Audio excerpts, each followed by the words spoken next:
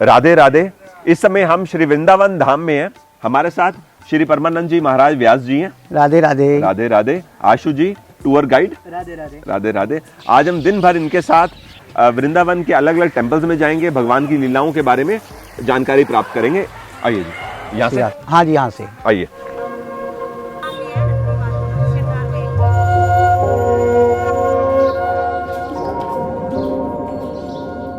ये जो वन देखते हैं, इसी वन को निधि वन बोला जाता है।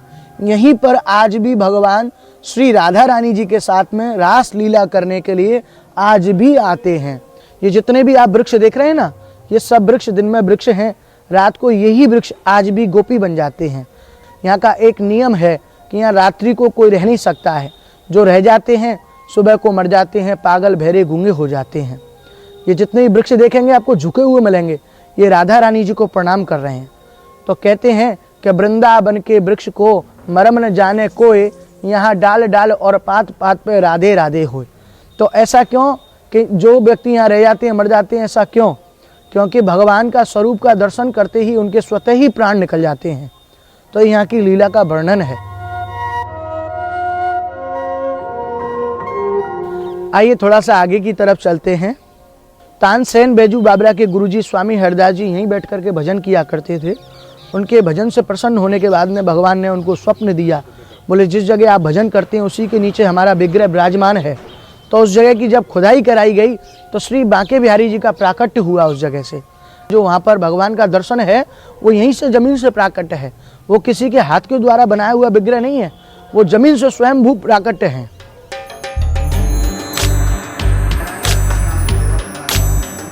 बोलो बांके बिहारी लाल। चलिए आगे की तरफ चलते हैं। अब रंग महल का दर्शन कराएंगे आपको। ये देखिए रंग महल का दर्शन है। ये अभी आप देख रहे हैं सब कुछ कपड़े का है। शाम को यहीं पर पुजारी जी एक फूलों की सेज बनाते हैं। जब वो लास्ट में शयन आरती करने के बाद में उसी के ऊपर में लड्डू, दातिन, पान, माला, इत्र, चंदन और पूरा 16 श्रृंगार का सामान रख के जाते हैं। सुबह को आते हैं, अद्भुत दर्शन होता है। क्या कि लड्डू टूटा हुआ, दातुन की हुई, पान चबा हुआ, लोटे में जल गायब, और जो श्रृंगार का सामान रात्रि में रखे जाते हैं वो सब यूज किया हुआ मिलता है। तो यहाँ पर आज भी नित्य रासलीला करने के लिए भगवान आते हैं। यहीं पर श्री राधा रानी जी का ठाकुर जी अपने निज हाथों से श्रृंगार करते हैं। कहिए श्री राधा रानी की जय। चलिए अब आपको आगे रास मंडल का दर्शन कराते हैं, जहाँ पर भगवान आज भी रासलीला करने के लिए आते हैं। ये देखिए रास मंडल है। ये वो स्थान है जहाँ पर आज भी भगवान श्री राधा रानी जी नित्य रासलीला करने के लिए आते हैं। ये देखिए साइड में आप ये वृक्ष देख रहे हैं, ये गोपियां बन जाती हैं रात को।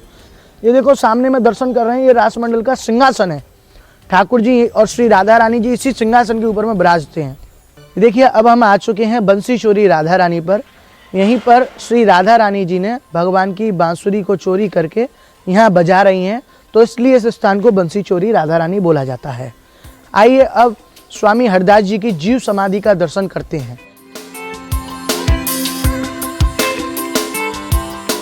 स्वामी हरदास जी ललिता सखी के अवतार हुए, जो कि भगवान की प्रिय सखी हैं। तो ये संगीत के सम्राट हुए, तो उन्होंने जीवंत ही समाधि ली है, तो इसलिए इस स्थान को स्वामी जी की जीव समाधि का स्थान बोला जाता है। कहिए श्री बिहारी जी महाराज की जय। ठाकुर जी की लीला है, उनके आज हम इस रूप में यहाँ पर दर्शन करते हैं। बहुत सुंदर।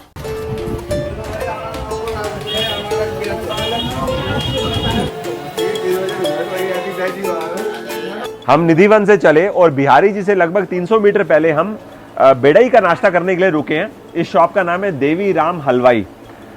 तो भाई साहब हमें आप एक एक प्लेट बेड़ई दे दीजिए, साथ में क्या सब्जी देंगे? आलू का है और आलू गोभी का है। आलू और आलू गोभी का सब्जी लो, आप भी लो। जी लेता हूँ। देखिए बेड़ई कैसे फुला के दी है।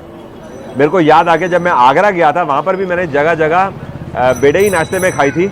यहाँ का भी ये फेमस ब्रेकफास्ट है और आगरा का भी। चलो जी टेस्ट करते हैं। ये देख लीजिए अंदर की स्टफिंग। आपकी जानकारी के लिए इसको आटे से बनाया जाता है और जो कचौड़ी है वो मैदे से बनती है।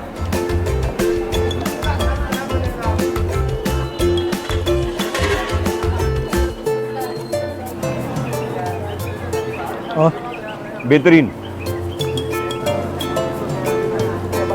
अगर आप यहाँ पर आके बेड़ा ही खाना चाहते हैं तो टाइमिंग्स है सुबह 9 बजे से दोपहर में 1 बजे तक। शाम के समय यहाँ पर आपको समोसे मिलेंगे। मैंने कल भी नोटिस किया था यहाँ पर जो सब्जी होती है ना आलू की, उसमें हींग तेज रहती है, तो खाते समय आपको महसूस होता है कि हींग तेज है। मैंने अपने लिए एक बेड़ई और ले ली है। यहाँ का नाश्ता मुझे काफी पसंद आया, अच्छी जगह है ये।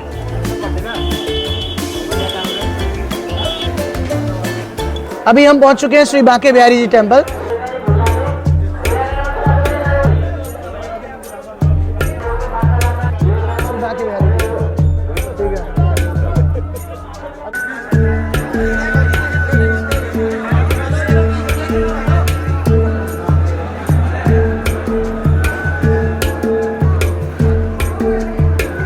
श्री बांके बिहारी मंदिर में हमें गोस्वामी जी ने ठाकुर जी के बहुत खूबसूरत दर्शन करवाए। ठाकुर जी के चरणों की माला हमारे को प्रसादी के रूप में दी। धन्य हो। आप हमें ठाकुर जी की लीलाओं के बारे में कुछ बताइए। आपने बिहारी जी का दर्शन किया, आपने दर्शन करके ये देखा होगा ठाकुर जी महाराज में दोनों पे समाये हुए राधा और कृष्ण, जिसमें आपने देखा कि राधा रानी का लहंगा वगैरह नीचे पहना हुआ है और साड़ी पहनी हुई है राधा रानी ने, ऊपर बाकायदा भगवान कृष्ण का पटका मुकुट श्रृंगार वगैरह सारा किया हुआ है। तो यहाँ पर भगवान के जो दर्शन होते हैं वो बाल रूप में होते हैं। ठाकुर जी के बाल रूप का दर्शन है यहाँ घंटा घड़ियाल नगाड़े वगैरह कुछ नहीं बजता है। भी अपने घर का बालक होगा उसके आगे बजाएंगे वो डरता है। हम भी उसी प्रकार बिहारी जी महाराज की सेवा करते हैं। हम जो अंगूठियाँ पहनते हैं, चैने पहनते हैं, सारी उतार देते हैं कि ठाकुर जी की मालिश करें तो ठाकुर जी के लगे ना। आमतौर पर जब हम कृष्ण भगवान के कहीं दर्शन करते हैं तो उनके हाथ में बांसुरी होती है, यहाँ पर ठाकुर जी के हाथ में बांसुरी नहीं है। यहाँ बिहारी जी महाराज को बांसुरी साल में एक दिन पहनाई जाती है, शरद पूर्णिमा वाले दिन। चंद्रमा की रोशनी आने के बाद ठाकुर जी का भोग लगता है, ठाकुर जी के दर्शन बंद होते हैं और बिहारी जी की बांसुरी बिहारी जी के बगल में रखी रहती है। अच्छा, आमतौर पर कहीं भी हम जाते हैं हम देखते हैं जो टेम्पल्स हैं, मंदिर हैं, सुबह जल्दी ओपन होते हैं 6 बजे 5:30 बजे, लेकिन यहाँ पर लेट ओपन होता है। अब आप ये बताइए, बच्चे को आप अपने घर में सुबह 4 बजे उठा देंगे? अच्छा, बाल स्वरूप है भगवान का, उसको तो जल्दी उठा नहीं सकते। आज भी जब हम ठाकुर जी को शयन कराते हैं, उनके पास चांदी की लुटिया में जल, टिफिन में लड्डू, पान का प्रसाद वगैरह सब रख के जाते हैं और गर्भगृह की सफाई करके जाते हैं। अगर नींद खुल जाए तो सिंहासन पे बैठ के आनंद ले लेना, क्योंकि बालक है, कभी भी उठ सकता है, भूख लग सकती है, कभी भी प्यास लग सकती है। और अधिकतर हमने ये देखा है ठाकुर जी की लीला में, कभी पानी की लुटिया गिरी पड़ी है खाली है, कभी लड्डू खुले पड़े हैं उनमें से खबे हुए हैं, कभी पान का बीड़ा गायब है। टेम्पल के टाइमिंग्स क्या है? गर्मियों में है सुबह 7:30 से 12 बजे तक का। 7:30 बजे दर्शन खुलेंगे, 8 बजे श्रृंगार आरती होगी, 12 बजे राजभोग आरती होगी और शाम को 5:30 से 9:30। सर्दियों में जो टाइमिंग है वो 8:30 से 1 बजे तक का और शाम को 4:30 से 8:30। सर्दियों में हम लोग भी तो जल्दी बिस्तर में घुसना पसंद करते हैं, वो भी बाल रूप है ठाकुर जी है, उसको भी हम टाइम से शयन कराते हैं। बिल्कुल सही कह रहे हो। इन्होंने ये बात बड़ी अच्छी बताई कि जब आप यहाँ पर ठाकुर जी के दर्शन करते हैं, ठाकुर जी को किसी की नजर ना लग जाए, तो इस वजह से हर कुछ 1 या 2 हर 1 मिनट, हर 15 सेकंड, आधा सेकंड, हर समय होता रहता है ठाकुर जी का, पर्दा कर देते हैं। कर देते हैं। आपका बहुत बहुत धन्यवाद, आपने बहुत अच्छे से हमें सब कुछ बताया। जय बिहारी जी की, जय बिहारी जी की, जय बिहारी जी महाराज की जय जय। ये देखिए भगवान का उपयोग किया हुआ चंदन है जो सुबह भगवान को अर्पित करते हैं। जय हो।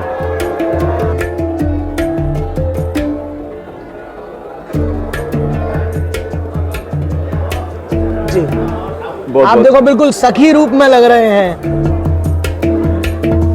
जी, ये लो बन गए सखी। जय हो। अच्छा, राधे राधे, बिहारी जी की, जय बिहारी, राधे जय राधे। बिहारी जी के।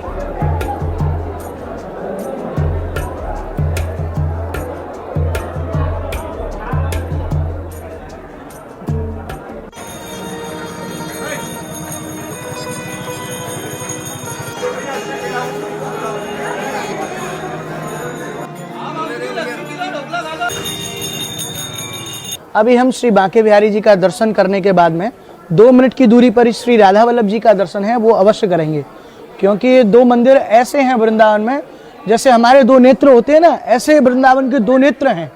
श्री राधा वल्लभ जी, बांके बिहारी जी 2 मेन टेम्पल हैं वृंदावन के।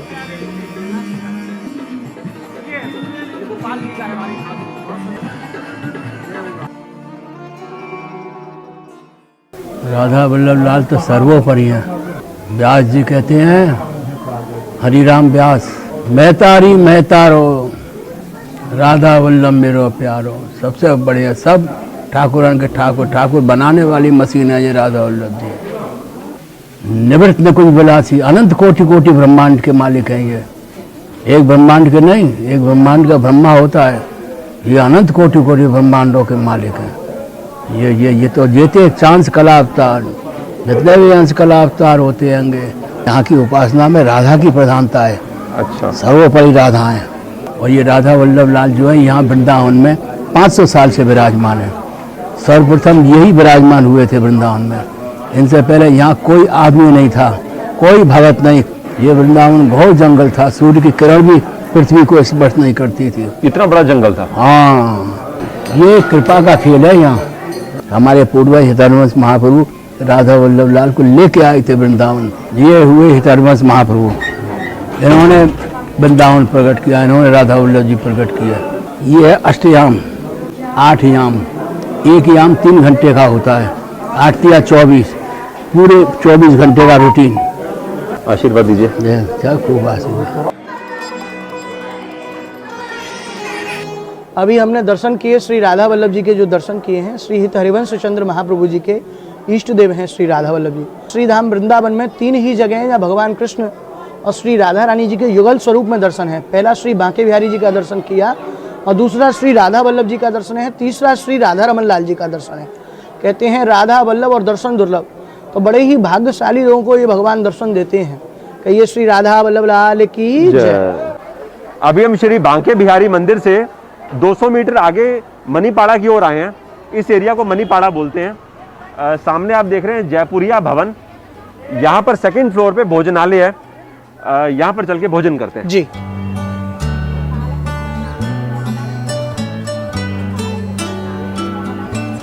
यहाँ से हमने 170 रुपीज़ पर पर्सन का कूपन निकलवा लिया है। सामने से लिफ्ट लेकर ऊपर चलेंगे। आओ जी। जब आप श्री वृंदावन धाम आएंगे तो इस स्थान पे आप सात्विक भोजन करने आ सकते हैं। खाने में प्याज और लहसुन का प्रयोग नहीं किया जाता। टाइमिंग्स हैं 12 बजे से 2:30 बजे तक और शाम को 8 बजे से 10 बजे तक। कड़ी, गाजर मटर आलू की सब्जी, कड़ी और दाल। इस जगह की खास बात यह है कि चूल्हे पे खाना तैयार किया जाता है।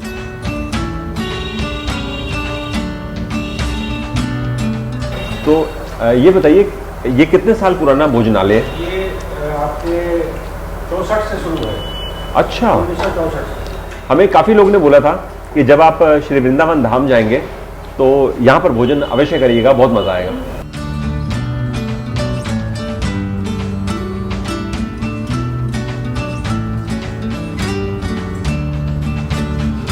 दिल खुश हो गया। बहुत अच्छी जगह आए हैं, इतना स्वादिष्ट भोजन है कि मज़ा आ गया। इस जगह की खास बात यह है, भोजन तो स्वादिष्ट है ही है जी, उसके साथ साथ बड़े प्रेम भाव से खिलाते हैं। आप और लीजिए, आप और लीजिए, तो बड़ा अच्छा लग रहा है। लो जी, अब हम मिस्सी रोटी खा रहे हैं। इसके बाद इन्होंने बताया कि आपको बाजरे की रोटी भी देंगे, जो हम गुड़ के साथ खाएंगे।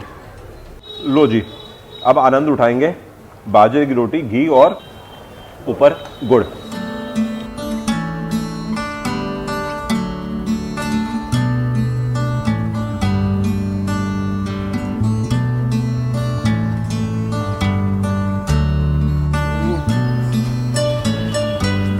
टेरिफिक। यहाँ के भोजन की जो मैं इतनी तारीफ कर रहा था ना, बाजरे की रोटी, गुड़ और घी, इस कॉम्बिनेशन ने 4 चांद लगा दिए। टू गुड, बहुत ही बेहतरीन।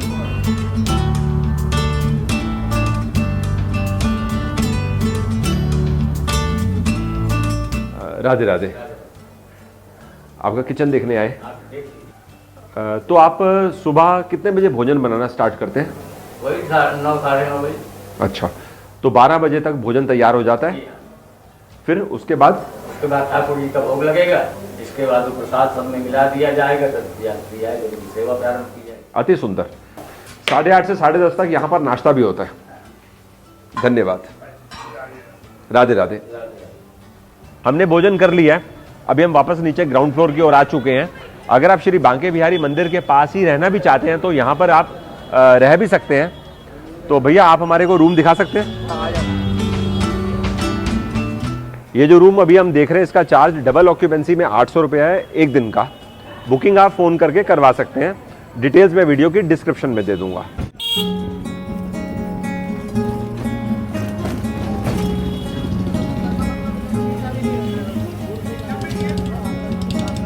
जयपुरिया से चलकर हम बंसी वट को जा रहे थे, तो यहाँ मैं 1-2 होटल्स देखना चाहता था कि टैरिफ क्या चलता है।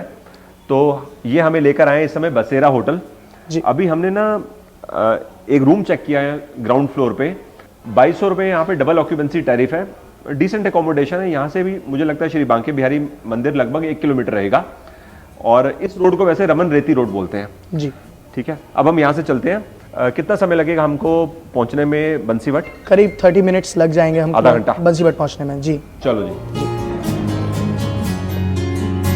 हम बंसीवट की ओर जा ही रहे थे, 2 किलोमीटर आगे जाने पर हमने बोर्ड देखा टूरिस्ट फैसिलिटेशन सेंटर। गाड़ी हमने अंदर की ओर ली। यहाँ पर आके मैंने नोटिस किया एक बड़ा सा कॉम्प्लेक्स है। इस जगह को समझने के लिए हमारे साथ इस समय DK शर्मा जी हैं, टूरिस्ट ऑफिसर। इस जगह के बारे में बताइए कि यहाँ पर किस तरह की फैसिलिटी है? देखिए, ये वृंदावन का एंट्री पॉइंट है, प्रवेश कहें इस पे। इसके बाद वहाँ रिस्ट्रिक्शन है, पार्किंग नहीं होती है, तो लिहाजा हम लोगों ने यहाँ बहुत बड़ा चैलेंज था बसों की पार्किंग का। हाँ जी। तो लगभग 60 बसों की पार्किंग होती है, और बस वाले जो हमारे जो टूरिस्ट आते हैं, यात्री आते हैं, वो अपना खाना वगैरह भी साथ में लेके आते हैं, तो उनको एक रसोई की भी आवश्यकता महसूस होती है। प्रायः वो कहीं भी किसी गार्डन वगैरह में करते थे, रोड साइड करते थे, तो यहाँ हम लोगों ने पर्यटक रसोई भी उनके लिए दी है, जहाँ निःशुल्क रहती है, और एक अच्छा एम्बियंस में जो है उनको एक सुविधा मिलती है। यहाँ से वो मुश्किल से 2 किलोमीटर जो है बिहारी जी पड़ते हैं, दर्शन करने में उनको आसानी भी मिलती है। अच्छा, तो यानी पूरा दिन बस आपकी यहाँ पे खड़ी रहे और आप लोकल पैदल चले जाएं या फिर बैटरी रिक्शा लेके दर्शन करने को जा सकते हैं। कुछ रहने की सुविधा भी है यहाँ पे? हाँ, रहने की सुविधा है यहाँ सस्ते दरों पर ही। डॉर्मेट्री और रूम्स हैं, जिनको मैं चल के आपको विजिट कराता हूँ। हाँ जी। जैसे ही हम अंदर आए हैं, यहाँ पर मैं देख रहा हूँ एक बड़ा सा हॉल है, सिटिंग स्पेस है, आराम से यात्री यहाँ पर बैठ सकते हैं, रिलैक्स कर सकते हैं। डॉर्मेट्री ग्राउंड फ्लोर पे कि ऊपर? फर्स्ट फ्लोर पर ग्राउंड फ्लोर, फर्स्ट और सेकंड फ्लोर पर डॉर्मेट्री है। हमारी डॉर्मेट्री 8 डॉर्मेट्री हैं, जिसमें 100 रुपये पर बेड जो है चार्ज करते हैं। एक दूसरा ऑप्शन भी रखा हुआ है कि अगर बेड नहीं लेना चाहें, और वो बहुत से यात्री डिमांड भी करते हैं कि हमें बेड मत दीजिए, लेकिन नीचे बिस्तर बिछा के हम ले लें ताकि ज़्यादा अकोमोडेट हो जाएं, तो वो ऑप्शन भी है। वो 50 रुपये पर जो है पर बिस्तर जो है, पर बिस्तर जो उसके इस समय जिस डॉर्मेट्री पे हम खड़े हैं ना, इसको देख के मैं एक अंदाजा लगा पा रहा हूँ कि 40 से 50 बेड होंगे यहाँ पे। जी, लगभग 50 बेड जो है एक डॉर्मेट्री में अकोमोडेट हो, 50% जो यानी पूरे जो यात्री एक बस के एक ही हॉल में आ जाएंगे। जी हाँ, जी हाँ। बेहतरीन। तो टोटल 8 डॉर्मेटरीज हैं। ऑनलाइन बुकिंग सिस्टम नहीं है? हाँ, on the spot. On the spot आपकी बस आई और आपने अपने लिए जगह ले ली। जी जी जी। हमने एकोमोडेशन भी देख ली है, और बाहर जो बस खड़े होने की फैसिलिटी है ये भी देख लिया। अब हम यहाँ से बंसीवट को निकल रहे हैं। इत्तेफाक की बात ऐसी है कि शर्मा जी का भी सेकंड हाफ में बंसीवट की ओर जाने का प्रोग्राम था, तो आप अपनी गाड़ी में जब तक पहुँचते हैं जी, हम आपको वहाँ पहुँच के ज्वाइन करते हैं। ठीक है जी, थैंक यू। आइए, मैं पहुँचता हूँ। थैंक्स।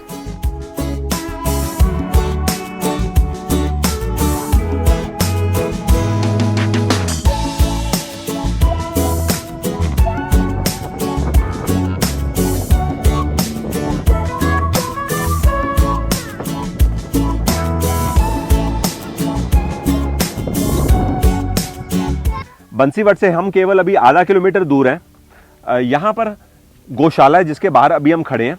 रास्ते में मेरी इनसे बात हुई तो हमने अपने लिए गाय के लिए चारा मंगवा लिया है। तो ये सब इन्होंने हमारे लिए पिछले आधे घंटे में ऑर्गेनाइज किया। सामने जो आप बैटरी रिक्शा देख रहे हैं इसमें ये चारा है जो अभी हम सामने गाय को खिलाकर ये सेवा प्रदान करेंगे। अंदर कहाँ से जाएंगे? इधर से चलेंगे, आइए। तो बैटरी रिक्शा अंदर कैसे आएगा? वो आ जाएगा, आगे से आएगा जी।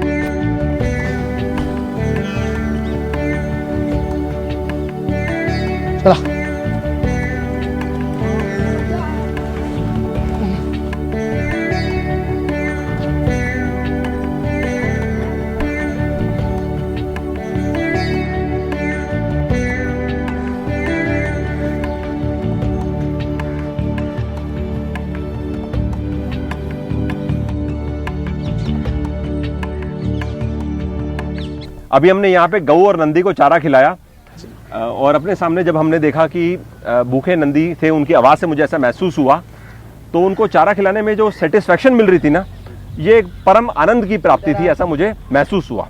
बहुत अच्छा लगा और इस तरह का एक्सपीरियंस मेरे जीवन में पहली बार है जी। क्योंकि आज से पहले जब भी हमने गाय या नंदी को कुछ खिलाया तो 1 या 2 थे और आज मेरे ख्याल से कम 70-80 होंगे यहाँ पे। जी बिल्कुल, अति उत्तम। तो अब हमें यहाँ से चलना चाहिए। जी बिल्कुल, तो चलते हैं हम आगे बंसीबट की तरफ। बंसीबट की ओर। जी।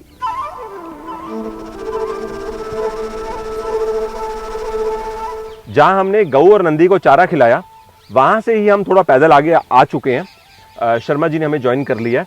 इस स्थान को बोलते हैं बंसीवट।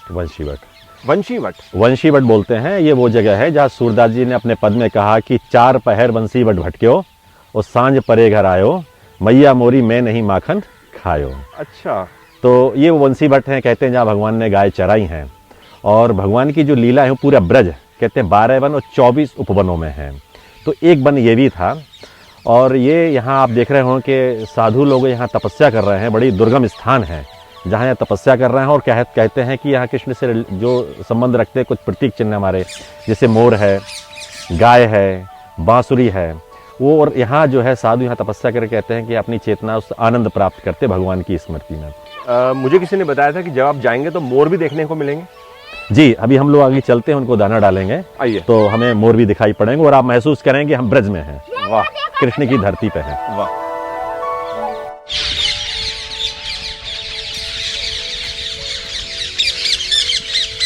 यहाँ पर आके वाकई ऐसा लग रहा है हम भगवान कृष्ण की धरती पे हैं। अभी मुझे इन्होंने बताया कि यहाँ पर नाना करते भी 3000 मोर होंगे। अच्छा, अब सवाल ये है कि मोरों को दाना कौन देता है? तो इन्होंने बताया कि जो भक्त आते हैं इनके पास, वो उनको फिर प्रेरित करते हैं, मोटिवेट करते हैं कि आप मोरों के लिए कुछ फंडिंग करना चाहते हैं तो फंडिंग करिए। तो इस प्रकार से ये साथ में साधु जी हमारे साथ, महाराज जी, तो ये मिलकर मोरों को दाना देते हैं। ये डेली बेसिस पे कितनी खपत है बाजरा की? इसकी 30 किलो है। 30 किलो डेली बेसिस पे खपत है। अति उत्तम। तो हम यहाँ पर जो बाजरा भी आपके पास है ये दाना देते हैं। आइए।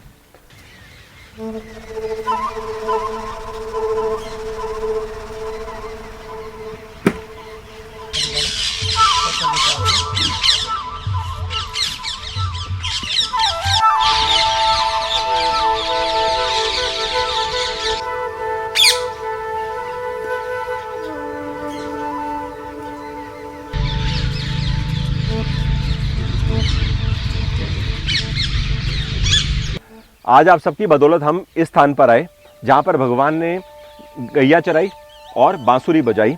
इसी कारण की वजह से इस स्थान का नाम है वंशीवट, जैसा आपने मुझे बताया। महाराज जी, एक चीज़ बताइए, इस स्थान पे कितनी कुटियाँ हैं जहाँ संत तपस्या करते हैं? 31। यहाँ पर मथुरा वृंदावन में टूरिज्म ऑफिस कहाँ पर है?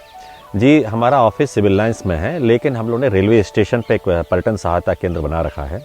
उस पर टूरिस्ट जो है गाइडेंस प्राप्त कर सकता है। इसके अलावा वृंदावन में भी हमारा जो TFC अभी हम लोग देख कर आए हैं वो भी हमारा एक केंद्र है। इसके अलावा हमारी वेबसाइट है जिससे भी मार्गदर्शन प्राप्त करते हैं। और अभी हाल ही में हम लोगों ने एक मेरो ब्रज नामक एक ऐप बनाया है।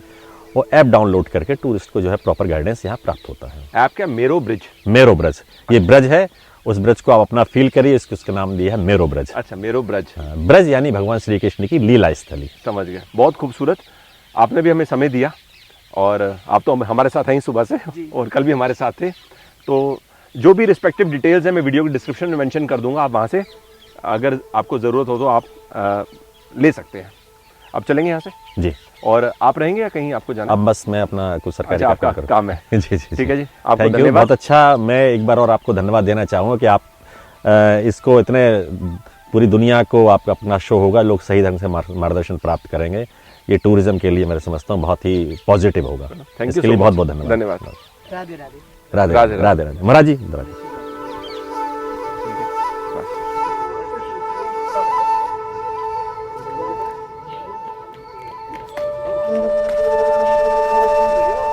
लगभग आधा किलोमीटर पैदल चलकर हम वंशीवट मंदिर के पास आ चुके हैं। कुछ इस स्थान के बारे में बताइए। ये बड़ा दिव्य स्थान है। ऐसा कहते हैं, वृंदावन सो वन नहीं और नंदगाम सो गाम, बंसी वट सो बट नहीं, कृष्ण नाम सो नाम। ये बड़ा दिव्य स्थान है। वट तो बहुत हैं, बंसी वट के समान केवल यही वट है। आइए हम आप दर्शन करते हैं। हाँ जी।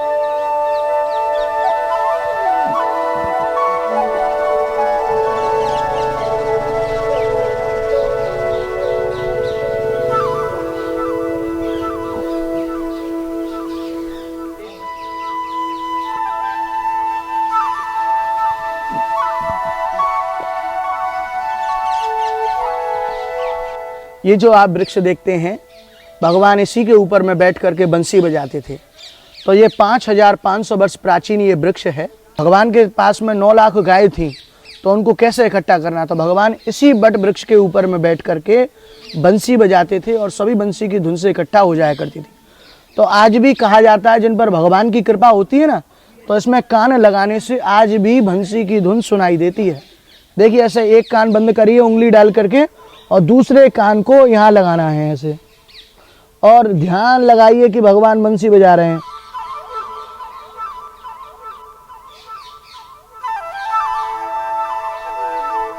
बहुत ध्यान से मैं अगर सुनता हूँ, ऑलमोस्ट मैं 2.5 मिनट से 3 मिनट लग गए मेरे को फोकस बनाने में कि कान यहाँ से बंद हो जाए और बाकी सारी साउंड मैं छोड़ दूँ और सिर्फ इस पे ध्यान दूँ।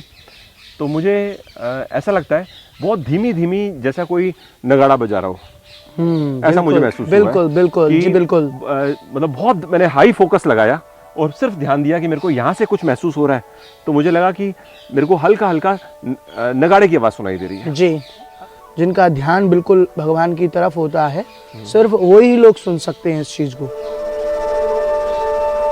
जय हो, जय हो। आइए एक परिक्रमा करेंगे और भांडीर वन की तरफ प्रस्थान करेंगे।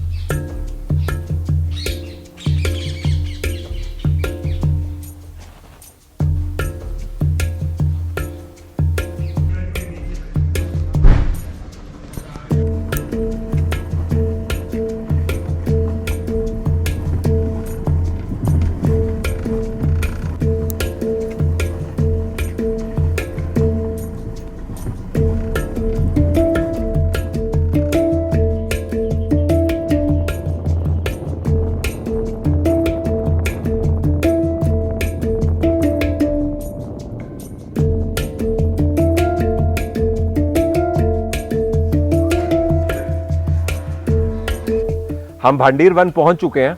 हमारे साथ यहाँ के सेवायत गोस्वामी प्रमोद जी हैं। आप हमें इस स्थान की महानता के बारे में कुछ बताइए। ये स्थान भांडीर वन के नाम से विख्यात है।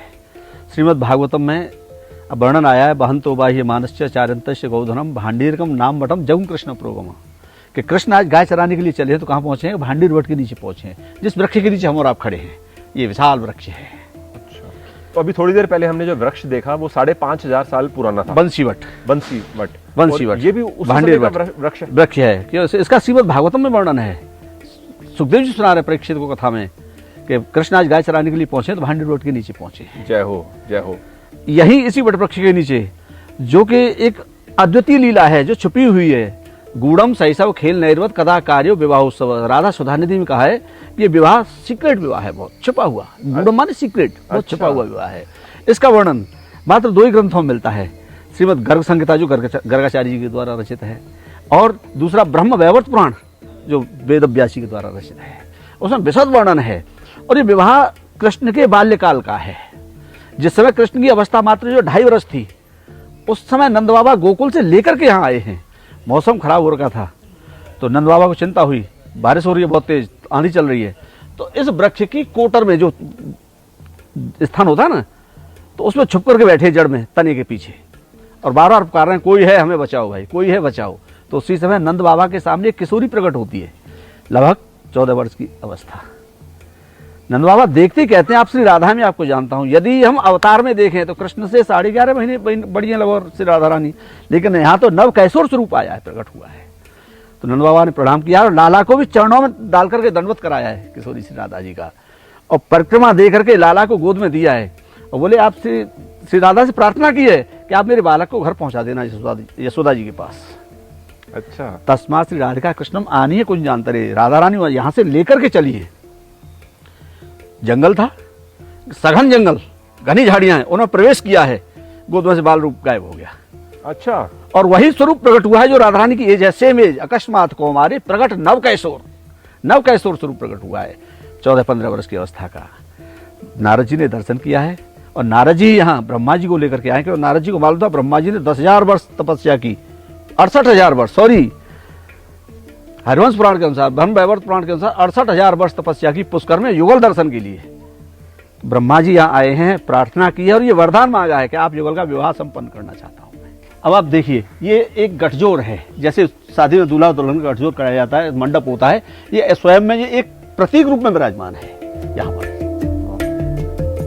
बताओ, हमने यहाँ आकर कितने बढ़िया दर्शन करें, कितने सुंदर दर्शन, और कितना कुछ यहाँ पर हमने आके आपसे जाना।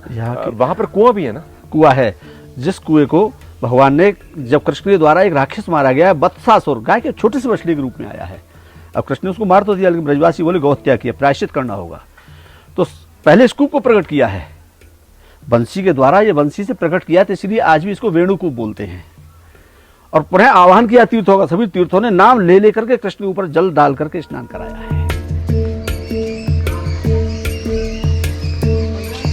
अब हम श्री बलराम जी के मंदिर में आ चुके हैं। आप देखें, समस्त ब्रज में श्री बलराम जी गोरे स्वरूप में विराजमान हैं।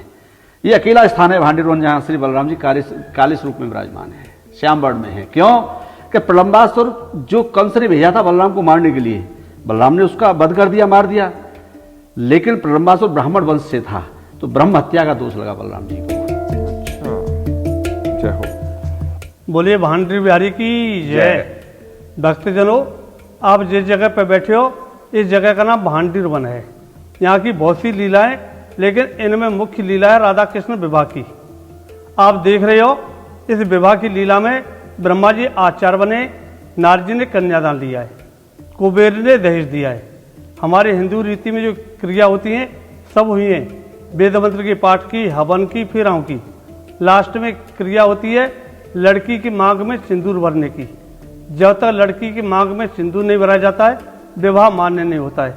तो ये दर्शन जो विवाह के दर्शन है, भगवान जो राधा जी की मांग में सिंदूर भरते हुए, ऐसे दर्शन पूरे संसार में कहीं भी नहीं है।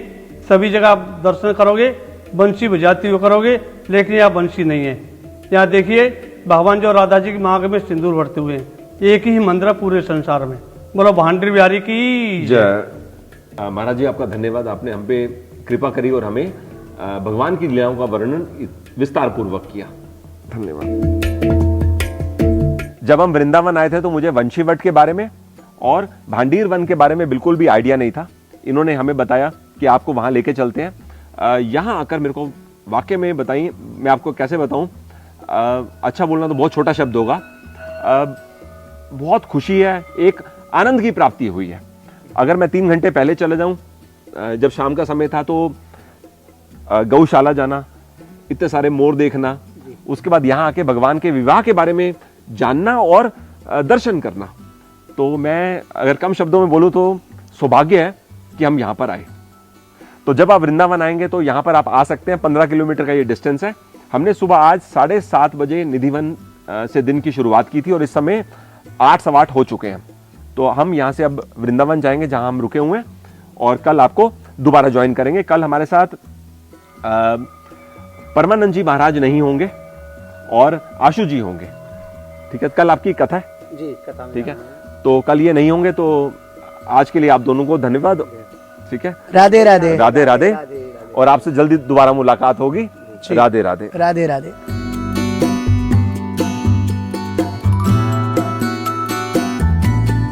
आनंद आ रहा है इस पेड़े के स्वाद में। जैसे मैंने आपको बताया, इलायची का मधुर मधुर फ्लेवर और बड़ी ऑसम कंसिस्टेंसी है। मतलब मुंह में डालते ऐसा लगे जैसे पेड़ा पिघल गया, ऐसा मेरे को महसूस हो रहा है।